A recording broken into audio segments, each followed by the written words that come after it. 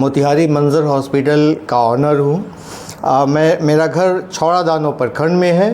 तो समाज में हमारे वहाँ जो लोग हैं उनके एक समस्या को लेकर के एक पीड़िता है, ये सामने दिखा दीजिए। ये हमारे क्षेत्र की एक विधवा पीड़िता है। इन्हीं का गुहार लेकर के हम मोतिहारी पुलिस कप्तान स्वर्ण प्रभात के ऑफिस गए आज। और मामला ये था कि छौड़ादानो थाना कांड संख्या 303 वर्ष 2024 का एक मामला था सुसाइड का। मसही एक गांव है छौड़ादानो प्रखंड का, वहाँ एक लड़का सुसाइड कर लेता है 9 दिसंबर 2024 को।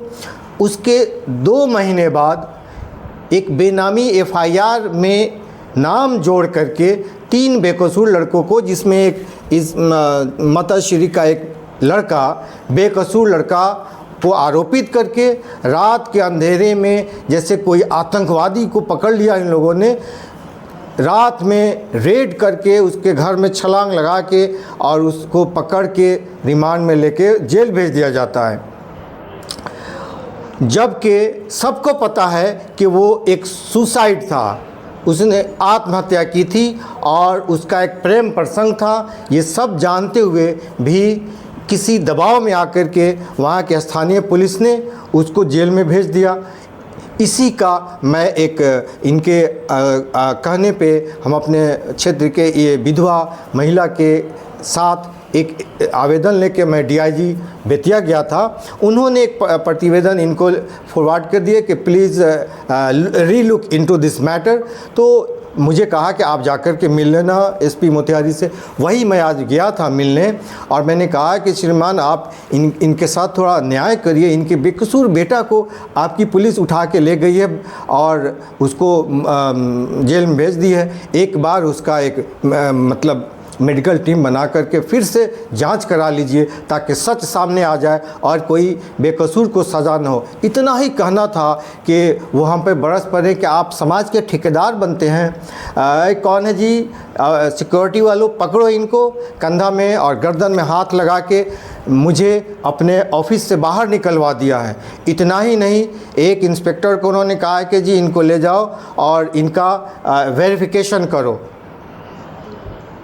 और मुझे थाने घुमा करके फिर 2-3 घंटे बाद वापस बुलाया है अपने ऑफिस में। और फिर उसके बाद उन्होंने इज्जत के साथ इनकी पूरी कहानी और फरियाद सुनी है और फिर उन्होंने आवेदन लेकर के उस पर आगे कार्रवाई करने का आश्वासन दिया है। लेकिन मैं कहना चाहूँगा कि मेरे जैसे एक प्रतिष्ठित समाज के डॉक्टर के साथ जो अमानवीय व्यवहार किया है पुलिस कप्तान ने, क्या एक साधारण लोग के साथ ये नहीं करते होंगे? इसलिए हमारी आप सब बंधुओं से गुजारिश होगी कि ये जन जन तक पहुँचाएँ कि ये इन लोगों ने लोकतंत्र की हत्या करके एक पुलिस स्टेट कायम कर लिया हो, ऐसा ये व्यवहार कर रहे हैं। इस पर सख्त कार्रवाई होनी चाहिए। और मैं आपको बता दूं कि डीआईजी बेतिया को मैं एक आवेदन भी दूंगा और ये सारे मेरे साथ जो अमानवीय अभद्र व्यवहार किया गया है उसकी सारी रिपोर्ट मैं उनको दूंगा और उनसे फरियाद करूंगा कि ये एक हमारे साथ इंसाफ किया जाए। हम वहाँ के उप मुखिया हैं। हमारा बेटा हक मांगने के लिए मुखिया से कंप्लेन दिया कि हाँ हमको गांव में हमारा काम होना चाहिए, ये होना चाहिए सब के लिए। उसके लिए फिर हमारे जो लोग हैं वो लोग बताए कि ठीक है इस तरह करना चाहिए। तो हमारा बेटा मान भी गया। इसी सब के बदला के लिए हमारे बेटा के साथ वो गया था मेला देखने। वो मेरा दुश्मन भी नहीं है, मेरा पड़ोस में है। मेरा बेटा के साथ घूमता था दिन रात, हमारे ही घर रहता था, खाता था, पीता था। तो उससे हमारा कोई दुश्मनी लेनी देनी नहीं। मेरा बेटा का दोस्त था। वो अपने से मारा या किसी ने मार के लटकाया ये तो मुझे पता नहीं है।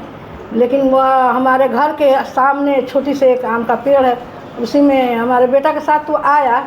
11 बजे के बाद हमारा लड़का सो गया, हम ही दरवाज़ा खोले, जाके सो गया। उसके बाद हम लोग उठे, फजर का नमाज़ पढ़ने के बाद हमारे बेटा के पास फ़ोन किया है कि आपके सामने कोई हत्या कर लिया है। निकला तो हम भी निकले, जब तक कि ये लोग खोल के लेके इनका बाप चला गया था।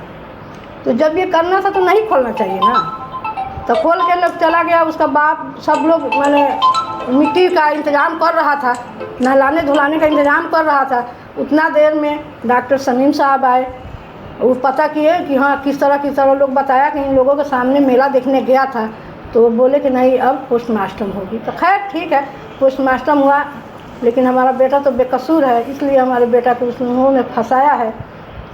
यही इतना ही कारण है कि समीम साहब हम लोग कहते हैं, अभी भी कहते हैं कि वोट से पहले उनको छूटने नहीं देंगे, वोट के बाद ही छूटेगा तो छूटेगा, इससे पहले छूटने नहीं देंगे।